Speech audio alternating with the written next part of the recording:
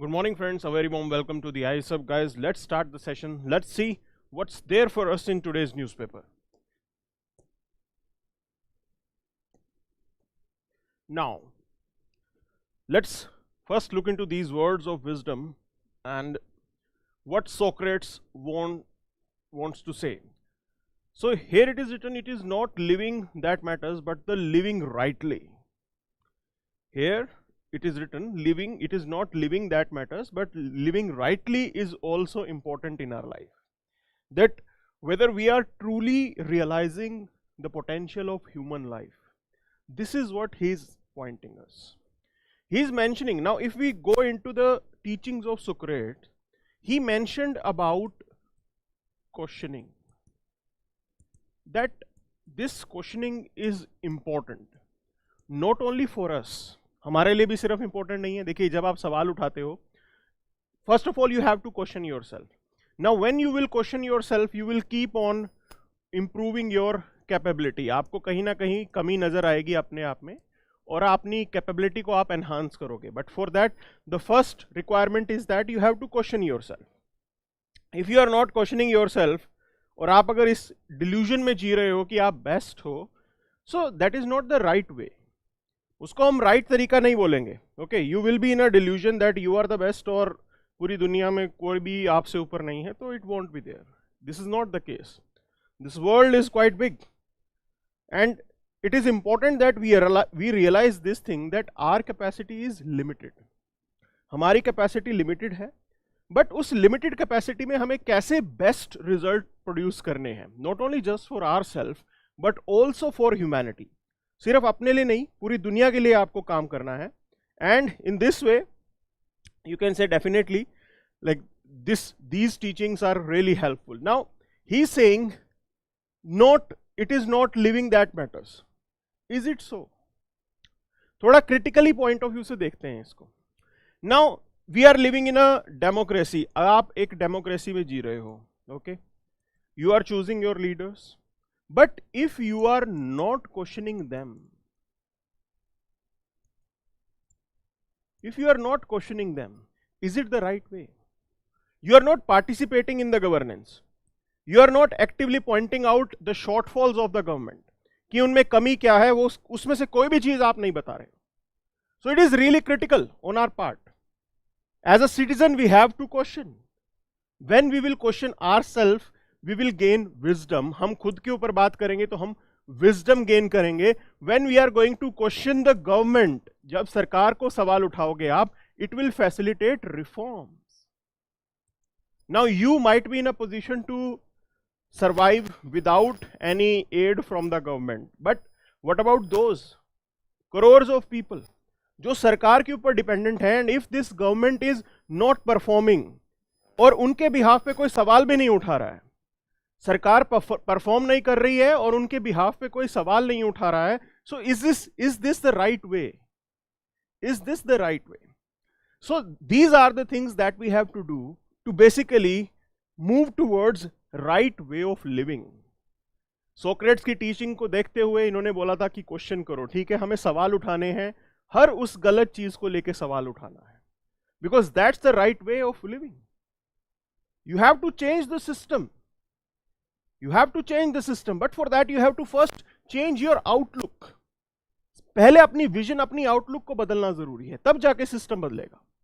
So in today's session we will be taking up these particular topics: opposition under target, GST revenue increased, anti-defection law से related बातें, India's R&D, Russia-Ukraine war, how things are developing right now, delay in weapon supply, Israel-Palestine conflict, consumer demand bring the growth, okay, and the global economy is in the good shape. Now these are the things that we will be looking into. So first let's start with this. Congress के एक leader को police ने पकड़ लिया. Okay, Assam police ने जो है पकड़ा है. We won't go into the political news. The major point is this, when we talk about governance. अब देखिए, आपको गवर्नेंस करनी है, क्लियर है. It is really critical for the development of the society, development of the country, and here you are the government. There will be a legislature, एक legislature भी होगा, and legislature will frame law. Now in legislature the party in power, the party in majority, it will also be there, and as well as the opposition, it is also going to exist. Together, after debating, discussing, they will come out with the law. Individual सरकार तो नहीं कर सकती, आपको debate discussion करानी है, उसके बाद कानून बनाना होगा. It means that the opposition is equally important for you. Government के लिए ऑपोजिशन इंपॉर्टेंट है, सिर्फ हमारे लिए नहीं. The government in power, the party in power, they have to make sure that they are working with whosoever is there in the opposition. जो भी आपके ऑपोजिशन में है उसके साथ मिलकर काम करना है आपको. क्लियर है? But if you are working not in this way and you are targeting your opposition, आप वेंडेटा पॉलिटिक्स कर रहे हो, आप अपने लीडर्स को टारगेट कर रहे हो, they will not cooperate with you. आपके साथ कोऑपरेट नहीं करेंगे. What will be the outcome? Either they will protest in the well of the house, वहां के नारेबाजी होगी. This is how things will turn up. So you have to give that confidence to the opposition, and this is the major flaw in the present government. जो अब की सरकार है उसमें अक्सर ये कमी दिखी है. पहले भी बीजेपी की सरकार आई थी, अटल बिहारी वाजपेयी की. Now he used to take along the whole legislature with him. He was inclusive. कोई ऐसे opposition को परेशान नहीं करना, सबको साथ में लेके काम करने का उनका तरीका होता था. Well, the present prime minister, his way of, you can say, operating is different. ठीक है, but one should think about it. We have to, you can say, see things from these perspective as well. कि team बन के काम करेंगे तभी तो आप आगे बढ़ पाओगे. Otherwise, what will happen? Now, center may be targeting their leader, but there are states which are non-BJP ruled. There again, the vendetta politics will be played by those parties. वो भी तो हो सकता है. So, कोई भी receiving end पे हो सकता है. ये point आपको समझना है. But from our perspective, from the citizen perspective, if we see opposition, it plays really critical role in basically making sure that the democratic values are respected in the country, that the party in power, they are operating as per the Constitution of India. संविधान से बाहर जाके वो काम नहीं करेंगे. कुछ भी अगर गलत होगा, it will be pointed out by the opposition. They will do the critical analysis. यहाँ पे वो critical analysis करेंगे सरकारी स्कीम का. क्लियर है? अगर कुछ गलत हो रहा है तो it will be done. They will react, they will question the government, they will scrutinize the government on day-to-day basis. This is the utility of opposition. So, from our perspective in a democratic setup, opposition is important. ठीक है, हमारा first past the post system है. In that case, it doesn't matter how much percentage of votes that you are, you can say, getting in an election. जो maximum vote getter होता है वो जीत जाता है. तो 45 या 42% वोट लेके भी कोई पार्टी लाइक 300 प्लस सीट्स लेके आ सकती है. It is quite possible. So but opposition can not be undermined. हमें समझना होगा as a voter. Okay, and like simultaneously the party in power, they also have to realise the same thing कि बिना opposition के तो वो आगे बढ़ नहीं सकते. So this is the really critical element that we have to explore here. और ऑपोजिशन इंपॉर्टेंट रोल प्ले करता है, लेकिन यहाँ पे अगर ऑपोजिशन टारगेट होगा, they won't be cooperating. So please do pay attention here. Now, Parliament of India exercises control over functions of Council of Ministers through. कैसे Parliament जो है control exercise करता है? Adjournment motion के through, question hour के through, supplementary question के through, all three. Okay. So basically, in all these things, the government policies might come under the scrutiny of opposition. Right? Opposition यहाँ पे adjournment motion भी बुला सकता है. Question hour में सवाल कौन करेगा? Opposition. Supplementary question कौन पूछेगा? Opposition. So it is critical. It is important for our, you can say, functioning of our democracy. We cannot undermine this. Let's move to the next topic. Now GST revenue hits a record 1.5 lakh crore in January. So it shows that things are moving in a right direction. चीजें सही दिशा के अंदर जा रही हैं. That Indian economy is moving decently.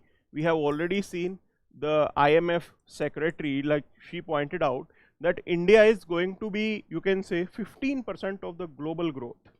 Whatever growth that globally is happening, 15% activity उसकी India में होगी. तो ये एक मतलब बहुत अच्छी चीज है जो यहाँ पे होने वाली है. It means that we will be the major economy which will act as an engine for the global growth. पूरी दुनिया के लिए हम इंजन की तरह काम करेंगे यहाँ पे. This is how things are going to be. The projected growth rate for India in the present year is going to be 6.8. So it's again a welcome thing. In the coming, you can say, years, things will improve. चीजें बिल्कुल improve होंगी यहाँ पे. On the last page itself, things were mentioned कि क्या reason है कि Indian economy survive कर रही है. See, I am telling you this thing. We are a consumption-led economy. What does this mean? It means that our GDP, the major component is your domestic consumption. आप domestically चीजों को consume करते हो. We are a huge market, बहुत बड़ी market है India की. And companies here, they can produce things, and definitely those things will be produced, you can say consumed by the people of India only. तो demand regularly आपको आती रहेगी, ऐसा नहीं होगा कि demand पीछे जा रही है. Now, in this scenario, we are not export dependent. Clear? हम बनना चाहते हैं, एक्सपोर्ट्स बढ़ाना चाहते हैं, लेकिन हम आज की डेट में एक्सपोर्ट डिपेंडेंट नहीं है. The point is this, in this way today global demand is less. आज वो इकोनॉमीज ज्यादा सफर कर रही हैं which are more export dependent. Chinese are suffering more, European countries they are suffering more because they are majorly export dependent. So global demand right now is not that much, it is low. It means that export की तो demand बढ़ेगी नहीं, और यहाँ पे parallel to that we are a consumption based and we are doing fine here.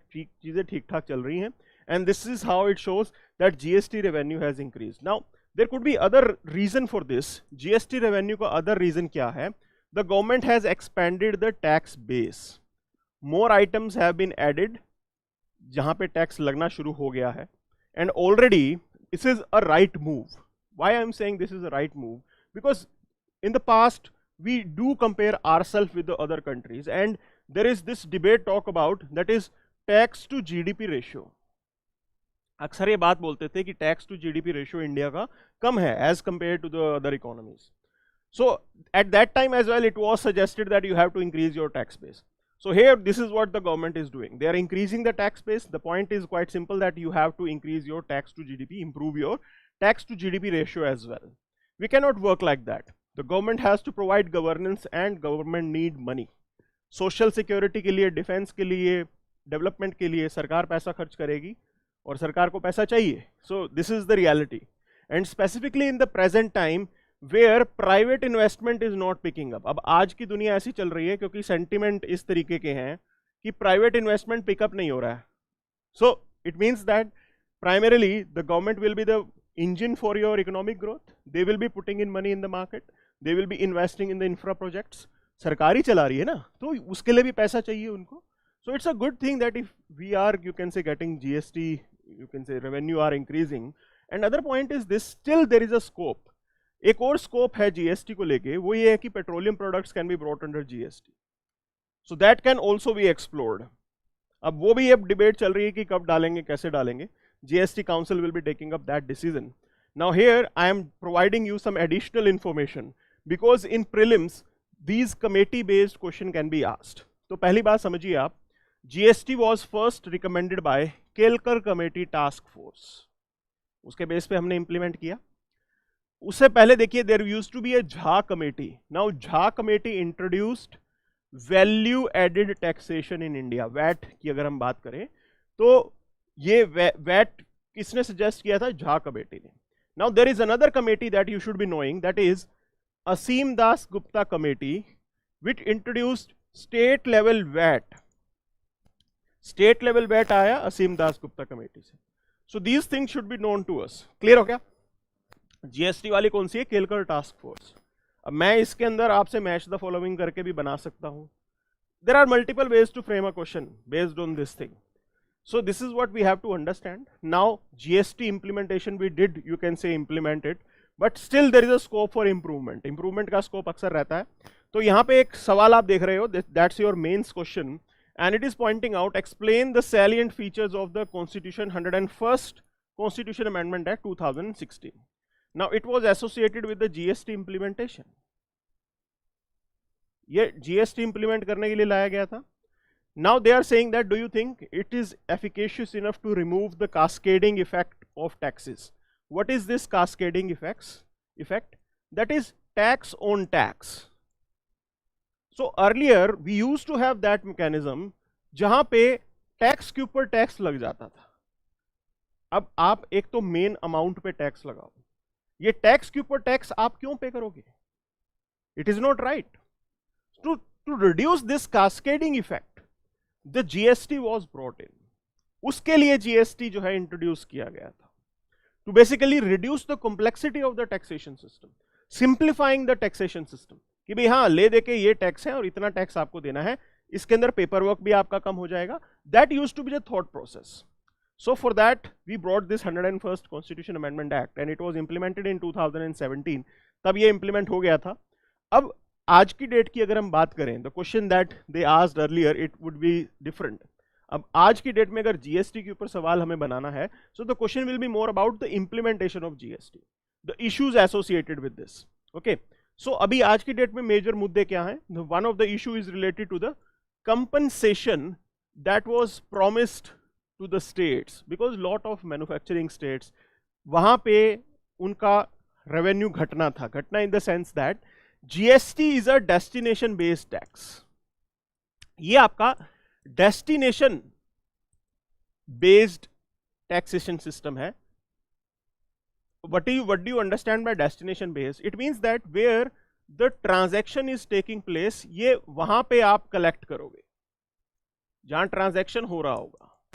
So suppose एक पहले का टैक्सेशन सिस्टम था, the earlier taxation system use to be around the production centre, जहां पे प्रोडक्शन हो रहा होता था वहां पे टैक्स कलेक्ट होता था. सो सपोज कीजिए रॉयल एनफील्ड की मोटरसाइकिल है, क्लियर. अब रॉयल एनफील्ड की मोटरसाइकिल का प्रोडक्शन हो रहा है चेन्नई के अंदर, तो पहले टैक्स चेन्नई से कलेक्ट होगा क्योंकि वहां पे मैन्युफैक्चर हो रहा है, चाहे वो मोटरसाइकिल हरियाणा में बिके चाहे पंजाब में बिके. But now as it is a destination based, so if the transaction is taking place in Haryana और in Punjab, so majorly tax collection will be done here. ये है डेस्टिनेशन बेस्ड, जहां पे कंज्यूमर इसको खरीद रहा है, फाइनल एक्टिविटी जहां पे हो रही है. So it means that there will be loss of revenue for Tamil Nadu, क्योंकि पहले तो वहां पे ही टैक्स कलेक्ट हो जाता था, अब यहाँ पे अरेंजमेंट है. So for them this compensation was announced, but the problem was that COVID आ गया और compensation में delay हो गया. So that was a major thing, ठीक है ना. States were not happy with that. तो एक तो ये point है यहाँ पे majorly जो चल रहा है. Other point is this, see, idea of GST was one nation one tax, clear है. One nation one tax लगेगा and it will make India as one market, एक market भी बना लेंगे. Now what is happening? We still have 4 different slabs. आज की date में आपके पास 4 अलग अलग स्लैब हैं. अब ऑस्ट्रेलिया में भी जीएसटी लगता है, लेकिन वो लोग एक रेट फिक्स करके चलते हैं. तो हम क्यों नहीं कर सकते ऐसा? Why we are still having different slabs? And not only that, like we are still giving the exemptions. ये जो exemption आप दे रहे हो कि ये जीएसटी में आएगा, ये जीएसटी में नहीं आएगा, यहाँ पे ऐसे डिसीजन होगा, यहाँ पे वैसे डिसीजन होगा. Why are we having this arrangement? So it still adds to the complexity and confusion might be there. So we can seriously think about moving away from all these things. इन सब चीज़ों से आपको हटना होगा. तो ये कुछ एक चीज़ें हैं जो आज की डेट में भी problematic हैं. We can definitely work on those areas to further improve it. There is a scope for improvement. हर जगह एक improvement का scope होता है. कुछ भी आप implement कीजिए, यहाँ पे भी आपको improvement का scope नजर आएगा. Yes, it can be complemented. Complemented कैसे करोगे आप? जीएसटी रेवेन्यू को और बढ़ाने के लिए डिजिटल इकोनॉमी को प्रमोट करो, bring things under the ambit of formal trade, informal cash based trade को रिड्यूस करो, फॉर्मल ट्रेड को आप इंक्रीज करो ताकि आप ट्रांजैक्शन के ऊपर नजर रख सको कहाँ पे कैसे हो रहा है. So these things all work in, you can say, complementary to each other. अब पीस मील अप्रोच नहीं चलेगी, अलग अलग काम करके नहीं बनेगी बात, होलिस्टिक अप्रोच हमें लेके आनी पड़ेगी. This is the requirement here. Now let's move to this editorial which is mentioning about anti-defection. Clear है? Anti-defection law. So पहली बात समझिए, what do you mean by defection? It means changing the political affiliation. भाई आप कोई सी political party में थे, दूसरी पॉलिटिकल पार्टी में चले गए, आप इंडिपेंडेंट थे, उसके बाद आपने एक पॉलिटिकल पार्टी ज्वाइन कर ली. So it is like this. Changing the political affiliation. ये होता है defection. Now what happens is this, if you allow these type of things, अगर ये हम allow करें, इसका आउटकम क्या होगा? It destabilizes द गवर्नमेंट, सरकार डिस्टेबलाइज हो जाएगी आपकी, and if the government is destabilize they won't be able to provide governance.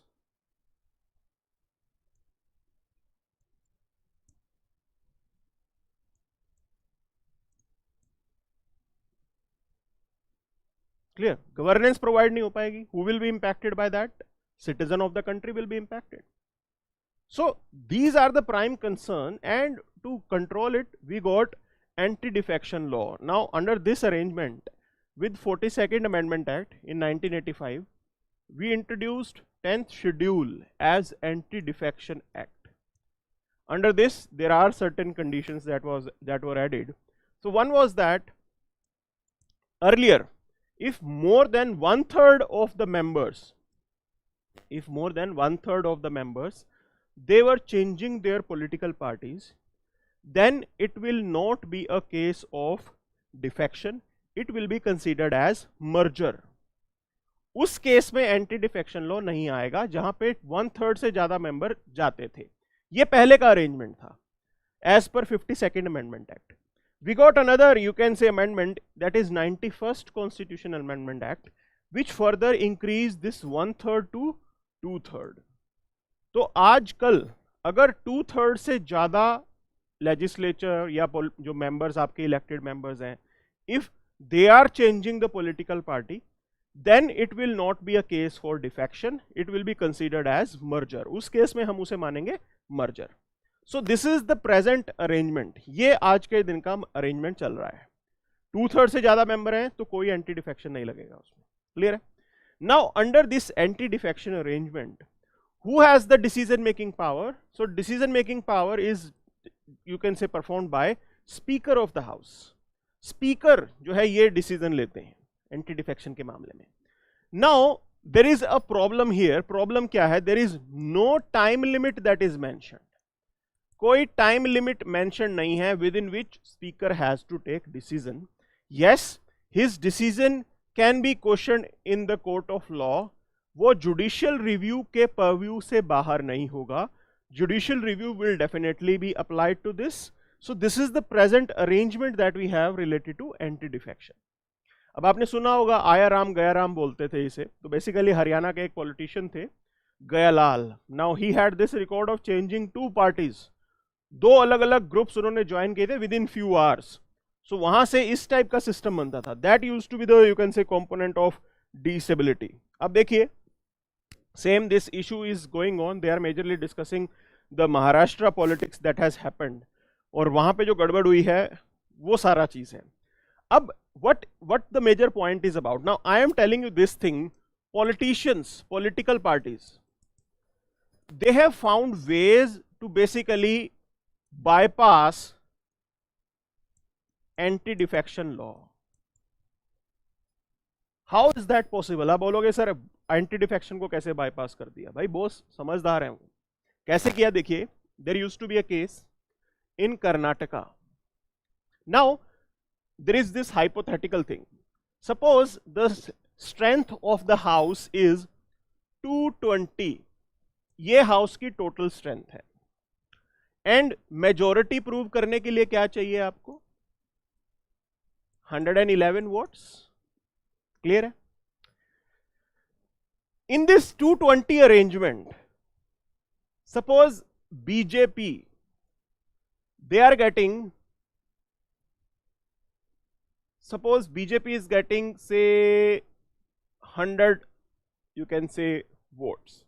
100 vote मिले बीजेपी को, एंड कांग्रेस, मतलब 100 seats, and Congress got 105 seats. 105 seat मिली कांग्रेस को. Clear? And 15 were others.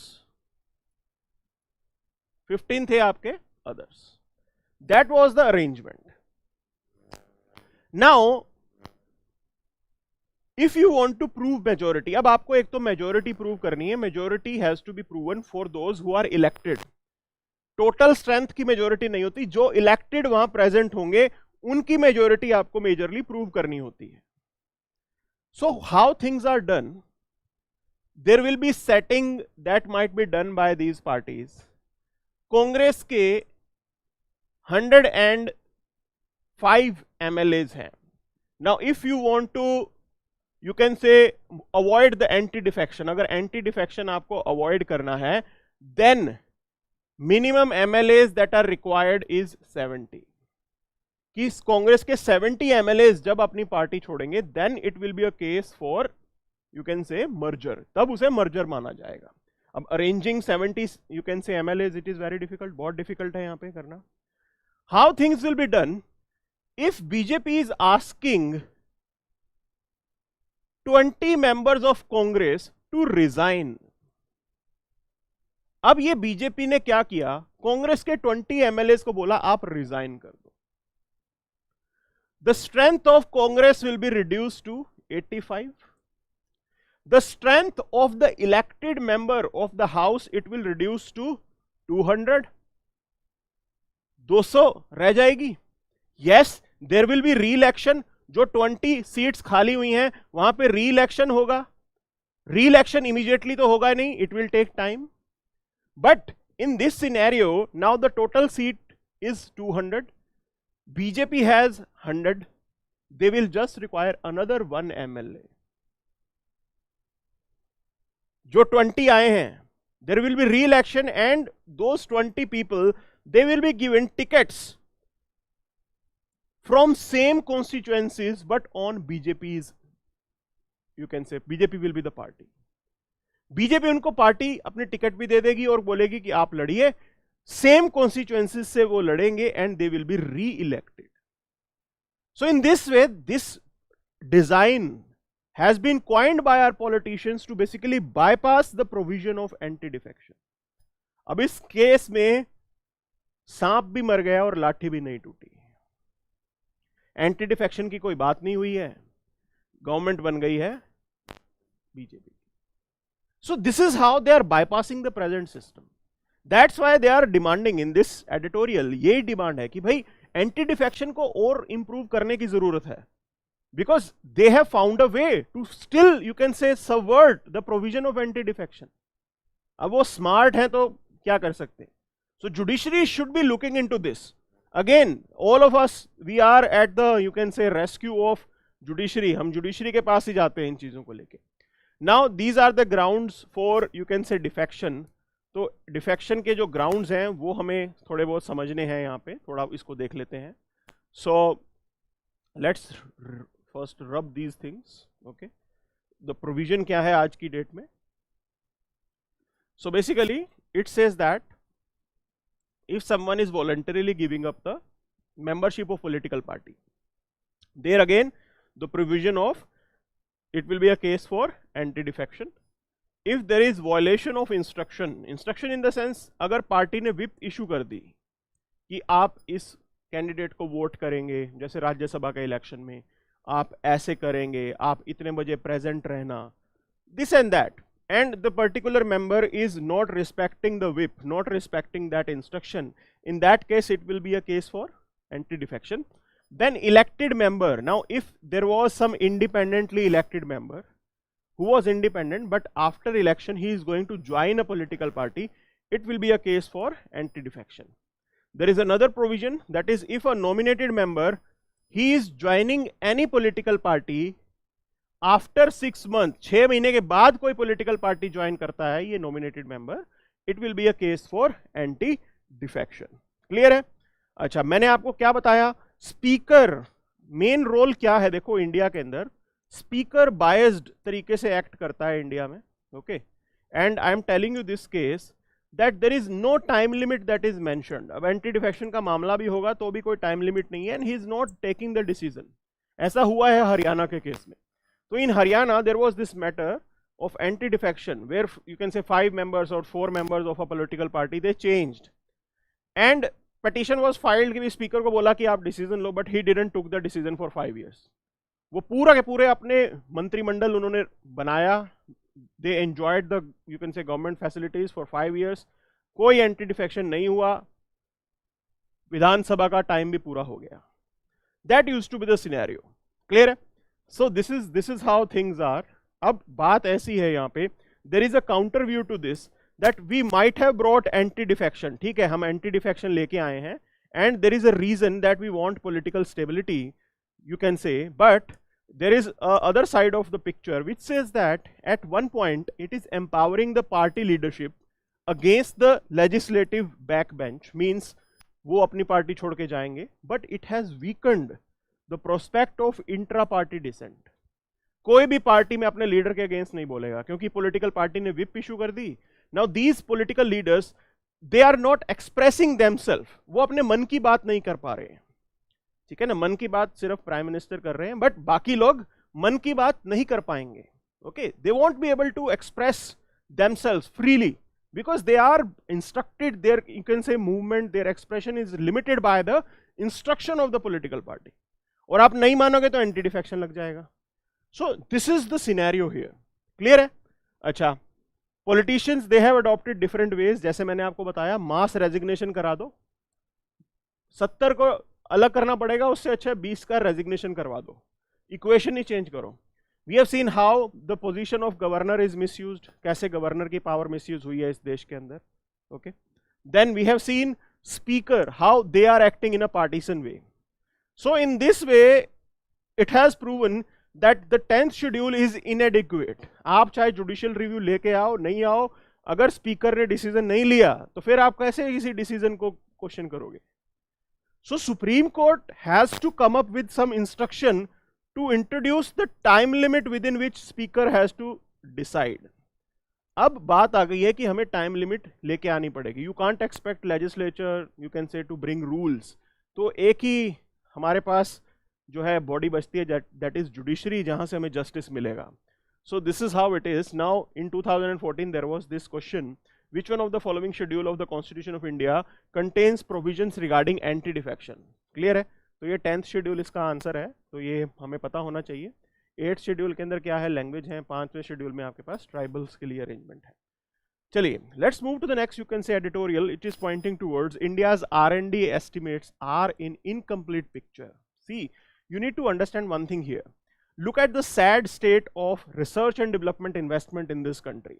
Now the point is this is not the first time it is reported. ये तो भैया पिछले 20 साल से ऐसा खेल चल रहा है. रिसर्च एंड डेवलपमेंट के नाम पे इस देश के अंदर इन्वेस्टमेंट कितना होता है, somewhere around 0.7% of the GDP. And look at the global powers. आज आप यूएस को देखिए, they are spending somewhere around 3% of their GDP. एक तो उनकी जीडीपी बहुत बड़ी है और ऊपर से 3% R&D में लगा रहे हैं. देन यू हैव इजराइल, जिसके हम फैन हैं. Israel is spending more than 4% of their GDP on research and development. Look at the European powers. Germany, somewhere around 4% they are spending on R&D. Look at what China is spending, somewhere around 3% on R&D. So this is how they are investing in research and development. But look at the India's, you can say, investment, that is just 0.7% of the GDP. Now, this article, this editorial is pointing one reason, bhai kyun hai itna kam. So they are saying that one of the major reason is this: in India, whatsoever investment is there in R&D, it is done by public sector units. It means that it is the sarkari government, they are investing in the R&D. The private sector in India, they are not interested. They don't, you can say, invest in R&D. वो खुद R&D में invest नहीं करते हैं. This is how things are. You pick up any particular sector. Defence sector अब जाके private के लिए खोला है थोड़ा, पहले सरकार इन्वेस्ट करती थी. Look at the pharmaceuticals. Now Indian company कोई आपने सुनी है ऐसे जिसने किसी दवाई का, किसी प्रॉब्लम, किसी डिजीज का इलाज कर दिया हो? Okay, that they have found a medicine. What they will be doing, जिन जिन प्रोडक्ट्स का पेटेंट एक्सपायर हो चुका है उनका मैन्युफैक्चरिंग इंडिया में सस्ते में कर देते हैं बस.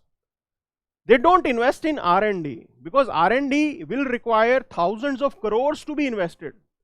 एक डिजीज की दवाई ढूंढने में it will take years, 4 to 5 years का आपका टाइम जाएगा, इन्वेस्टमेंट जाएगी हजारों करोड़ के अंदर.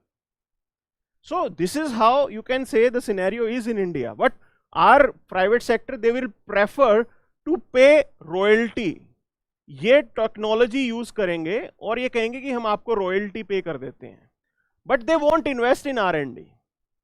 because they don't find it fruitful. Research and development, the outcome will take time. It's a game of patience. एकदम से नहीं आता. तो वो कहते हैं कि हम बिजनेस बनाना है, हमें प्रॉफिट बनाना है, वो तो हम रॉयल्टी पे करके बना लेंगे. अमेरिकन को मेहनत करने दो, यूरोपियंस को मेहनत करने दो, हम क्यों मेहनत करें, इंडिया में क्यों हम लगाएं, क्यों हम इन्वेस्ट करें R&D में. This is one of the major trouble that is there, that in India the investment from the corporate sector, it is very less. बहुत कम है यहाँ पे. Okay, and it's a major problem here. If you look into the global scenario, now in India it is quite less. That is, they are saying 37% के round सिर्फ corporate का आता है, but globally it is way above. पूरी दुनिया में अगर हम जाएंगे तो वहां पे प्राइवेट सेक्टर्स ही फंड कर रही होती हैं अपने रिसर्च एंड डेवलपमेंट को. So this is how things are done there, but India के अंदर ये एक प्रॉब्लम है and we have to encourage. अब देखिए, आपको एनकरेज करना पड़ेगा. अब आप एनकरेज कैसे करोगे किसी भी प्राइवेट सेक्टर को? There are ways. Now research and development expenditure can be considered as part of your, you can say CSR, corporate social responsibility के अंदर आप ऐड कर लो. Then we can talk about giving some tax exemptions. थोड़ी बहुत tax exemption भी आप दे सकते हो if the company is investing in R&D. So these are ways through which we can encourage these companies to invest in research and development so that we can have indigenously developed technologies. और तभी आप आत्मनिर्भर बनोगे. वो होगी असली आत्मनिर्भरता. When you have your own technology made in India, इसी देश में बनी हुई technology, and through that you will be providing services to the people. So this is one way. Clear hai? Let's move to the next topic, that is Russia-Ukraine war, how things are taking turn at present. Okay, see, as this war continues, till that this war is going on, definitely there will be a threat of escalation of the war. That this might become an escalation between Russia and NATO forces. If that happens, then seriously it is going to be disastrous. Because look at the events that are happening in the past. अभी कुछ एक event आप देखिए क्या क्या हो रहे हैं. So Putin, now Vladimir Putin, he said that he will move back from the New START treaty. Clear? अब ये New START treaty के अंदर क्या arrangement था? Basically, it was a treaty between US and Russia. Under this, they had this engagement that they won't increase the number of their nuclear warheads. कि अपने nuclear warheads का number वो नहीं बढ़ाएंगे.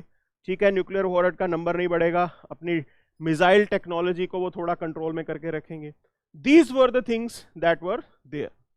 But if Russia is now moving out of that particular treaty, it means that it will open up an avenue for arms race. यहां पे arms race फिर बढ़ने वाली है. That is not good here. Clear? So this type of things are happening now.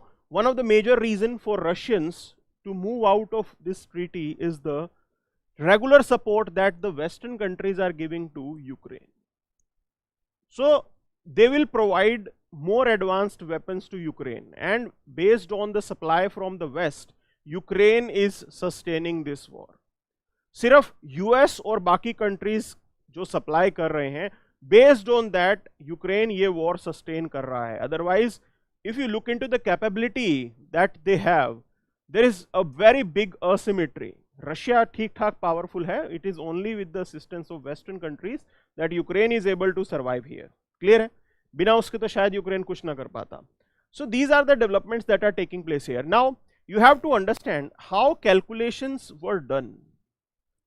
अब यहाँ पे calculation क्या चल रही है? Basically US and West, they have this agenda to weaken Putin.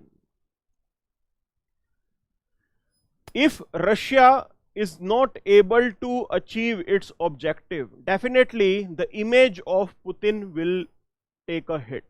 ये image तो down होगी ही यहाँ पे.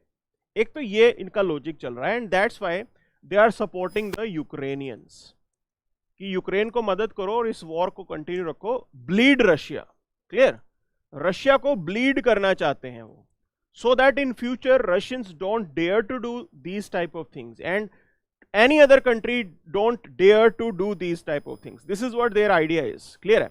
वो इस पे आगे बढ़ रहे हैं. Look at the Russian and the Putin. Now Putin, he has to emerge as a strong man because he is a dictator type of person. He wants to maintain his strongman image, and whatever objectives that they shortlisted, without achieving those objectives they cannot look backward. वो पीछे की तरफ नहीं देख सकते, कि वो चाहते हैं कि हमारे जो objectives हैं वो हम achieve करें. So in this way both parties they are finding interest in continuing the war. दोनों parties को ऐसा लगता है कि इस war को continue करेंगे. Okay, that is in their interest, and this is the reason that even after 1 year this war is still prolonging. ये वॉर अभी तक चलता जा रहा है, अभी तक यहां पे शांति को लेके बात नहीं हो रही है. Now it's a very serious thing, serious from our perspective, because it is taking a hit on the global economy. Global economy के ऊपर जरूर इसका मेजर असर पड़ रहा है. Right now they will look for some face saver. Russians को भी कुछ फेस सेवर चाहिए. Okay, but the reality is this, it won't be possible till US and Russia they are on the same page. तो यहां पे जब Russians US और waste के साथ अपने बातचीत शुरू करेंगे, डील स्ट्राइक करेंगे, कुछ बोलेंगे, till the time this is not happening, it is not possible that this war is going to end. Because once they strike the deal with the western countries, उसके बाद they can come to the conclusion that West will stop the support to Ukrainians, और Russia भी थोड़ा पीछे हटेगा. So they will be exploring for face saver, but उसके लिए आपस में बातचीत करना जरूरी है. It is not just about Russia and Ukraine now, it is more about Russia and the Western countries. So till the time they are engaging, they are not engaging, it is very difficult to find any solution to this particular war. Now the point is this, we can definitely play some important role. India का role कुछ एक आ सकता है यहाँ पे. We will be, you can say, managing the presidency of G20. Definitely this issue will come. इन चीज़ों के ऊपर बात होगी, इन चीज़ों के ऊपर डिबेट होगी. Foreign dignitaries, they are coming to India. Again, they are debating about the same thing, Ukraine-Russia war. So the point is this, we are in a position to have good equation with both the parties. तो हम waste को भी support कर सकते हैं, so मतलब उनको कुछ सजेस्ट कर सकते हैं. In the same way we can also talk to Vladimir Putin that comprehensively let's settle it, and if India is successful in this, it will boost the image of India as a responsible global power. ये बहुत जरूरी है. अगर मोदी जी ये कर पाए ना, ये वॉर रुकवा पाए, तो बहुत चीजें बदल जाएंगी. क्लियर है? आगे बढ़ते हैं. A year after you can से this war, we are still, you can say, dealing with the issue of delays in arms supply. Now earlier you need to understand, we got S-400 anti-missile system from Russians, but as this war started, some of the delays were experienced, plus some of the fighter jets equipments, spare parts की अगर हम बात करें तो वहां पे भी थोड़ा बहुत डिले आया है. Now we have to realize this thing here. देखिए, India has this goal to become a global power. ये हमारा goal and objective है. If we want to become a global power, it won't be possible till the time we are Atmanirbhar. In the sense that we need to have the domestic production facility.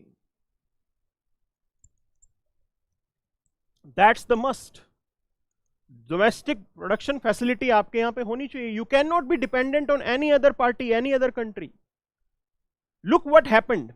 Now we were dealing with this Galwan incident here. एकदम से Galwan incident start हो गया. We needed supply. आपको supply चाहिए थी. इसे supply क्यों जरूरत पड़ी? Because 65% of the equipment that we use is Russian. 65%. इतनी डिपेंडेंस आपने क्रिएट कर रखी है रशिया के ऊपर. 65% आप अपना इक्विपमेंट रशिया से मंगा रहे हो. And at the same time you know that Russians they are having good equation with Chinese. दोनों की अच्छी बनी बनाई है. Not only that, this Russia Ukraine war started. Now as this war started, what will be the first priority for Russians? क्या आपकी मिसाइलें, आपके स्पेयर पार्ट्स उनकी फर्स्ट प्रायोरिटी होंगे, या their first priority will be their own armed forces, what their armed forces are demanding? So definitely उनकी priority उधर जाएगी ना, कि जो उनकी आर्म्ड फोर्सेस डिमांड कर रही हैं उनको पहले पूरा करना, आप तो बाद में आ जाओगे ना.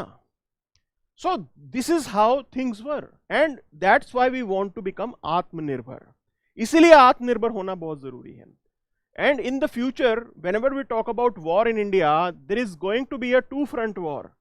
अब two-front war होता है. और दूसरी बात समझें आप, earlier how tactical calculations were done. पहले tactical calculation कैसे होती थी?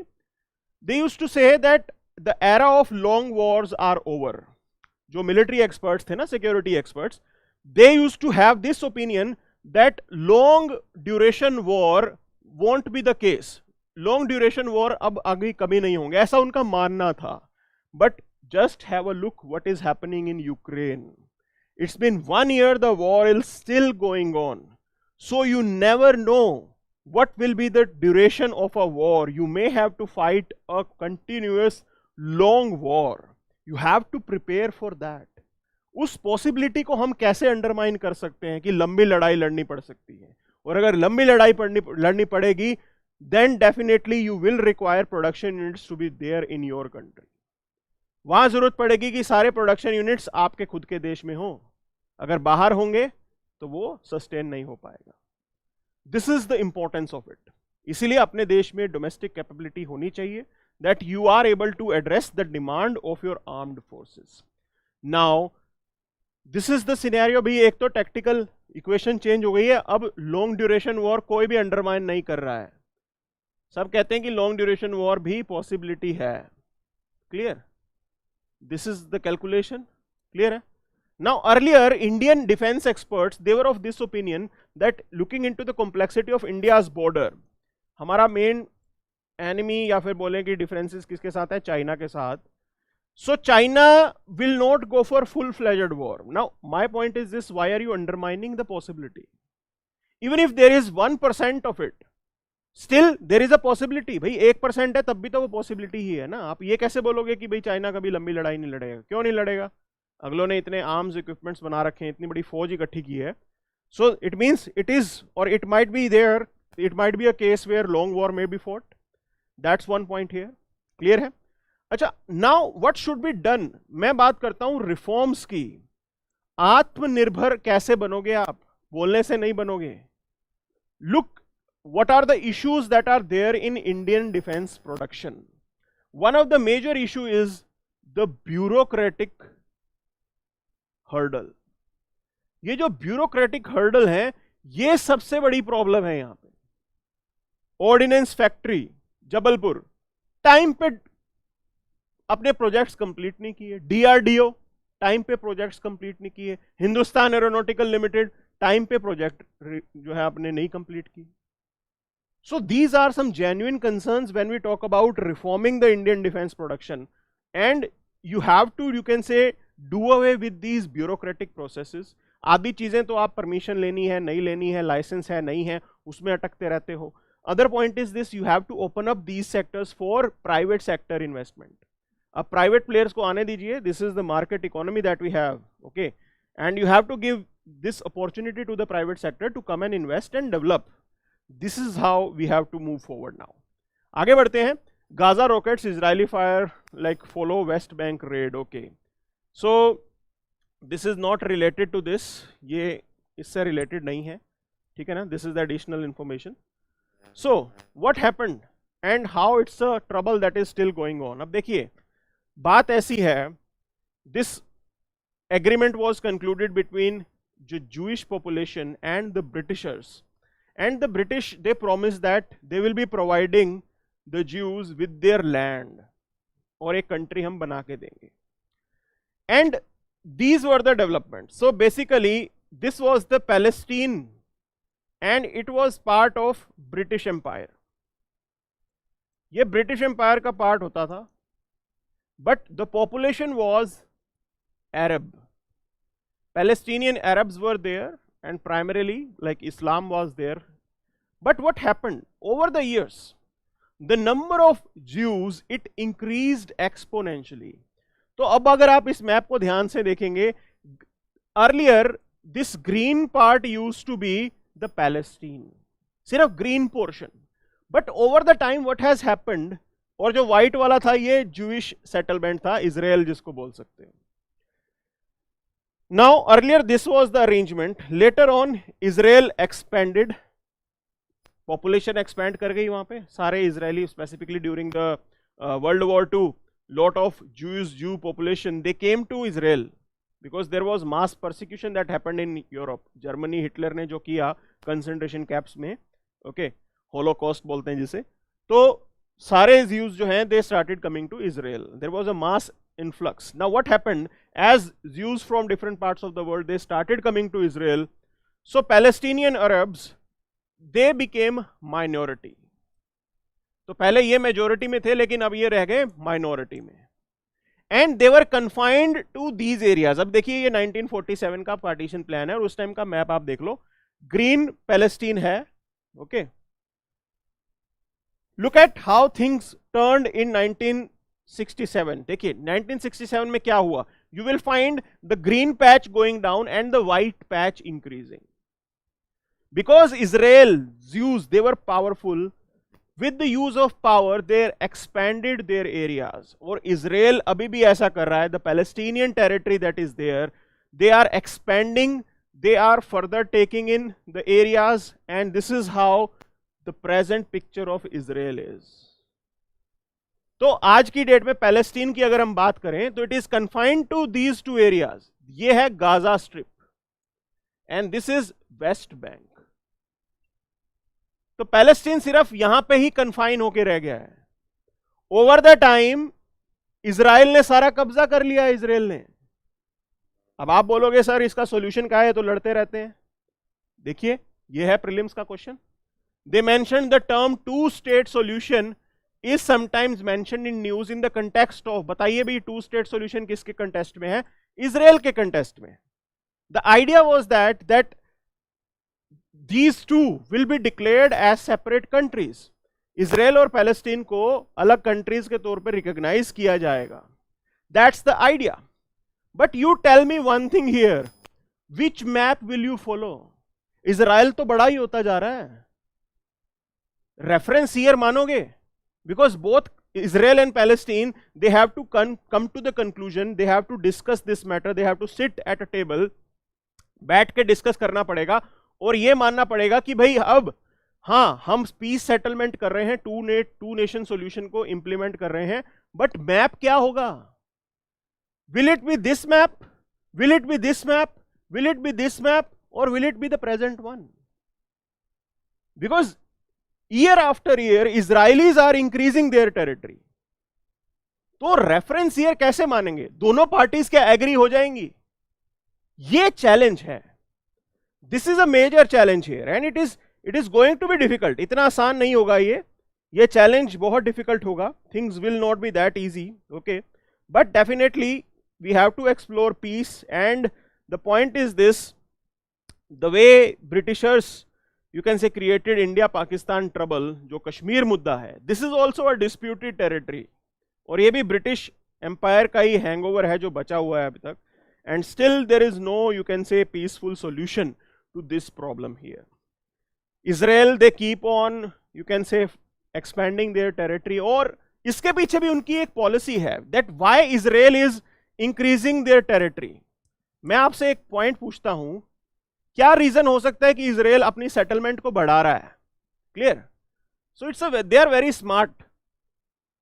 तो one thing is this, they will look for the opportunity to target the Palestinian groups. Okay, तो पॉलिसी क्या है इजराइल की, आप देखिए. Now if you have more area, it can be used as a bargaining chip. ये bargaining chip की तरह act होगा. इजराइल विल पुट कि अगर पैलेस्टीनियन ऑर्गेनाइजेशंस अपने हथियार छोड़ दें, we will give them this much land, we are ready to give them say 10,000 square kilometers. लेकिन वो उन्होंने जबरदस्ती कब्जा किया है ना 10,000 square kilometre additional, and they are keep on expanding it, और एरिया अपने अंडर लेके आते जा रहे हैं, so that bargaining chip can be increased. This is how they are, you can say, thinking. Now there is other angle to this, other policy of Israel, that is mowing the grass. Mowing the grass means as the grass is going to be longer, height बढ़ जाती है घास की तो घास को काट दो. टाइम टू टाइम आपको घास को काटना पड़ेगा, time to time, otherwise that grass is going to be a headache for you. Now what does it mean? How they are following it? See, the point is this, in this mowing the grass, they will target the Palestinian groups, so that Palestinian groups, they won't end up gaining the capability. 5 साल बाद आप जाओ उनके basis को destroy कर दो. जो भी 5 साल में पैलेस्टीनियन ग्रुप्स कुछ एक गेन्स लेके आएंगे, Israeli forces will go and everything will be destroyed. अभी रेड चल रही है वहां पे. It is as per this mowing the grass कि भी उनको कैपेसिटी बढ़ाने का टाइम ही नहीं मिलेगा. As they will be increasing their capacity, Israeli forces will go there and they will target them. This is what you can say their policy is about, and it's a smart policy कि भी अपने terrorist organise opposition के जो insurgents हैं या जो terrorist हैं उनको स्ट्रॉन्ग होने ही नहीं देता Israel. Whenever they are, you can say, walking, they are gaining some capability. Israeli forces कुछ ना कुछ ऐसा करेंगे हर थोड़े सालों में. ये कहीं ना कहीं आज की डेट में आपको देखने को मिलता है. So these two policy designs are there, and due to that this issue is still prolonging. ये मुद्दा अभी भी चलता है और चलता रहेगा. So बात है Mains 2018. The question is, India's relations with Israel have of late acquired a depth, diversity which cannot be rolled back. India और इजराइल का रिलेशनशिप बहुत अच्छा हो गया है, डेप्थ है हमारे रिलेशनशिप में, और अब हमारा रिलेशनशिप पीछे नहीं जा सकता. तो ऐसा इन्होंने बोला है. Now you have to understand the chronology here. अब मैं आपको कुछ एक इवेंट्स बताता हूं क्या क्या हुए हैं. Now India refused to vote in favour of Israel to be recognized as a country. जब स्टार्टिंग में इजराइल को रिकॉग्नाइज करने की बात चल रही थी, we voted against. Nehru ji voted against. Okay, why Nehru ji voted against it? We voted against Israel and we supported Palestine. Nehru ji said that he said it is with the use of force that this Israel as a country has been created. और हमने Israel को recognise ही नहीं किया starting के अंदर, और against vote कर रहे हैं हम जाके यूनाइटेड नेशन में, हम अगेंस्ट वोट कर रहे हैं इजराइल के. That was our stand after independence. अब एक और इंसिडेंट होता है, इजरायली टीम को वीजा नहीं दिया गया था इंडिया के अंदर टेनिस कप में पार्टिसिपेट करने के लिए.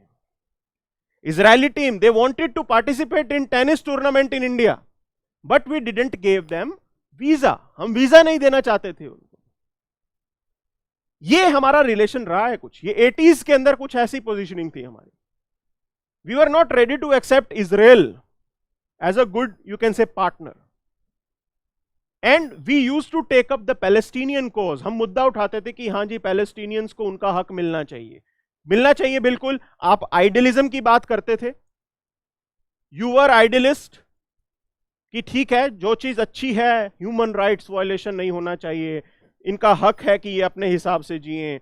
This is what we our stand was. What happened then? उसके बाद दुनिया कैसे बदली? दुनिया बदली 1991 में LPG reforms plus disintegration of USSR. USSR तब तक डिसइंटीग्रेट हो गया. एलपीजी रिफॉर्म हम लेके आ गए इंडियन मार्केट के अंदर. एलपीजी रिफॉर्म लेके आए तो क्या खास हुआ? अब आपको जरूरत थी टेक्नोलॉजी की और आपको जरूरत थी इन्वेस्टमेंट की. पहले आपका साथी था यूएसएसआर, यूएसएसआर अब खत्म हो गया. Whenever you used to require money, we used to get it from USSR. Whenever we used to, you can say, require some assistance, we used to get it from USSR. ले देके हमारा काम चल जाता था. अब आपका जो दोस्त था वो तो टुकड़े टुकड़े हो गया. So we were left with no choice apart from exploring our equations with different countries, and that was the time under P.V. Narasimha Rao we established diplomatic relations with Israel. इतने सालों के बाद जाके हमारे डिप्लोमेटिक रिलेशन बनते हैं Israel के साथ. तो ये हमारी इक्वेशन रही है कुछ एक पास्ट की. मोदी जी पहले प्रधानमंत्री बने जिन्होंने विजिट किया इजराइल को. देखो कितनी बड़ी चीज है. मतलब in the past, during these particular years, our leader, he didn't go there. ये हमारे लिए इंपॉर्टेंस थी इजराइल की. बट क्या हमने पैलेस्टीनियंस को छोड़ दिया? नहीं छोड़ा. There is a term that is used that we dehyphenated our equation, our Israel-Palestine policy. Hyphen का मतलब होता है लिंक बनाना. हाइफन होता है ऐसे लिंक, आपने जोड़ दिया. पहले हमारी पॉलिसी जुड़ी हुई थी, मतलब अगर हमारा रिलेशन इजराइल के साथ खराब होगा तो पैलेस्टीन के साथ अच्छा हो जाएगा, पैलेस्टीनियंस को हम डांट मारेंगे तो इजराइलीज के साथ अच्छा हो जाएगा. एक का इंपैक्ट दूसरे पे पड़ता था क्योंकि जुड़ी हुई थी दोनों चीजें. अब क्या बदला है? In this dehyphenation we have segregated our equation with both units. अब हम कहते हैं कि हम चाहे पैलेस्टीन के साथ कुछ मर्जी करें, उसका असर हमारे इजराइल के रिलेशन पे नहीं पड़ता है. हम इजराइल के साथ कितने भी अच्छे हो जाएं, उसका असर हमारे पैलेस्टीन के रिलेशन के ऊपर नहीं पड़ता है. So the major point is this: if we are giving aid to Palestinians, if we are providing them with assistance, हम monetary aid देते हैं, उनको खाना देते हैं, other assistance is given by us, we are still raising the issue of Palestine. हम उनको अभी भी सपोर्ट करते हैं. हम अभी भी टू नेशन सॉल्यूशन को सपोर्ट करते हैं कि दोनों अलग अलग कंट्री बनने चाहिए. तो इसका असर इजरायलियों पे नहीं पड़ता क्योंकि हमने बता दिया है उनको. We have told them that for us you both are different. हम आपको एक यूनिट नहीं देखते हैं. हम आपके साथ ट्रेड करेंगे इजराइल के साथ. हमें एग्रीकल्चरल की टेक्नोलॉजी चाहिए, हम इरिगेशन टेक्नोलॉजी आपसे लेंगे. आपकी कंपनियां आके इंडिया में बिजनेस करें, इन्वेस्ट करें, हमारा ट्रेड रिलेशन अच्छा होगा. हम आपसे डिफेंस इक्विपमेंट खरीदेंगे, हम आपसे ड्रोन खरीदेंगे, हम आपसे मिसाइल खरीदेंगे. ये हम आपसे खरीदते रहेंगे. इसका मतलब ये नहीं है कि आप अगर हमें बोलो कि पैलेस्टीनियंस के अगेंस्ट बोलना है तो हम बोलना शुरू कर दें. नहीं, पैलेस्टीनियंस के साथ हमारा इक्वेशन डिफरेंट है, उसे हम अलग से मेंटेन करके रखेंगे. तो हमने डीहाइफनेट कर दिया, दोनों अलग अलग कर दिया और उनको समझा दिया. And this is how the present situation is. तो इसलिए ये बोल रहे हैं कि भैया which can not B rolled back. मतलब अगर आपने अलग अलग कर लिया है तो पहले जो प्रॉब्लम होती थी वो सॉल्व कर ली ना आपने. Earlier we used to have this dilemma कि इजराइल के क्लोज जाएंगे तो पैलेस्टीनियन नाराज हो जाएंगे, पैलेस्टीनियन के क्लोज जाएंगे तो इजरायली नाराज हो जाएंगे. अब वो डिबेट ही खत्म कर दी आपने, दोनों ही सेटल कर दिए, बोले कि हमारे लिए दोनों अलग अलग हैं. This is what we have achieved. तभी रोल्ड बैक का कोई यहां पे बात नहीं होती है. क्लियर है? This is what the point was. Now consumer demand to spur the growth. अब देखिए मैंने आपको क्या बताया था स्टार्टिंग में ही.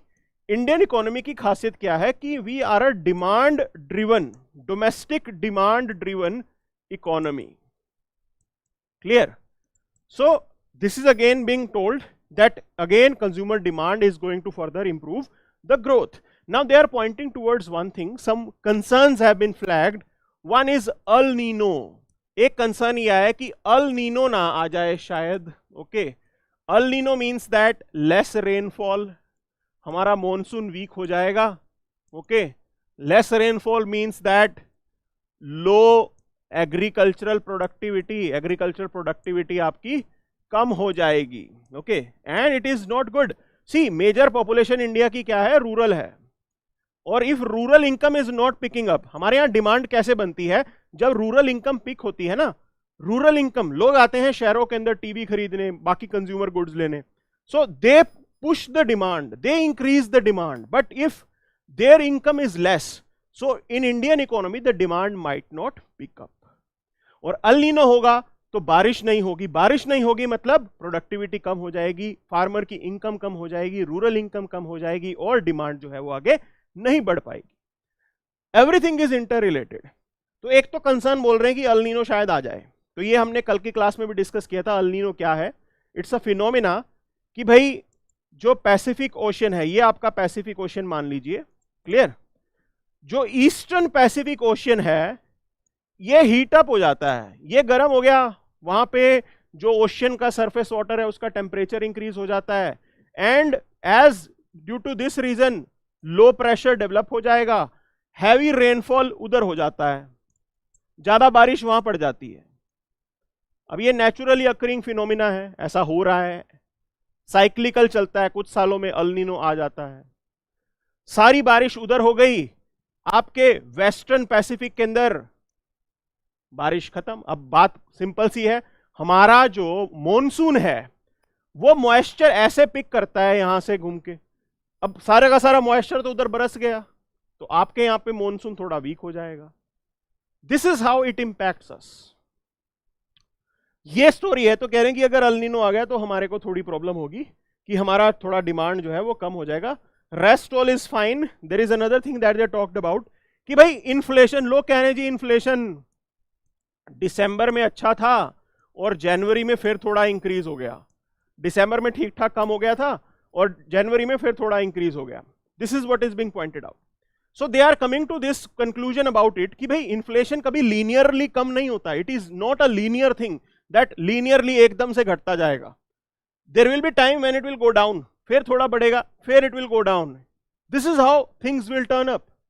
ये कोई लीनियर ग्राफ नहीं है कि घटेगा ही घटेगा, ठीक है ना.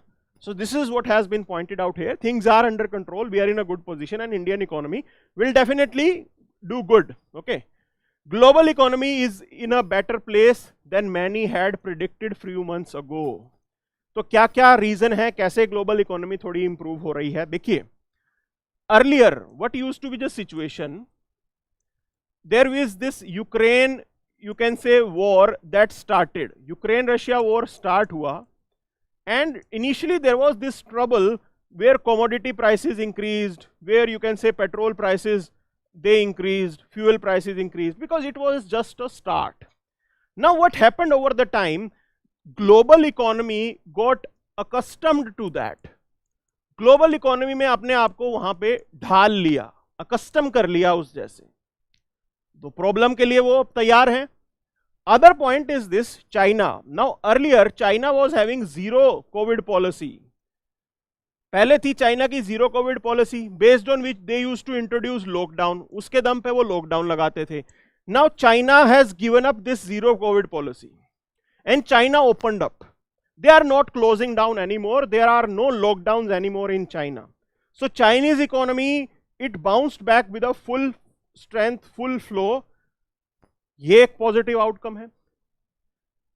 US, it was anticipated that US and the western countries they might experience, you can say, global slowdown, और वहां पे slowdown आएगा. ये एक्सपीरियंस प्रिडिक्ट किया गया था, लेकिन उतना बुरा उन्होंने परफॉर्म नहीं किया है. they didn't perform that bad. Okay, relatively they didn't perform that bad. So considering all these factors, she is saying that चीजें इतनी खराब नहीं होंगी जितनी पहले प्रिडिक्ट की जा रही थी. Specifically countries like India, major economies like India, they are contributing to the global growth. Okay, हमारा एफर्ट, हमारा फैक्टर भी हम अंडरमाइन नहीं कर सकते. So in this way, global economy is not in that bad shape. Global growth is going to be 3.2%.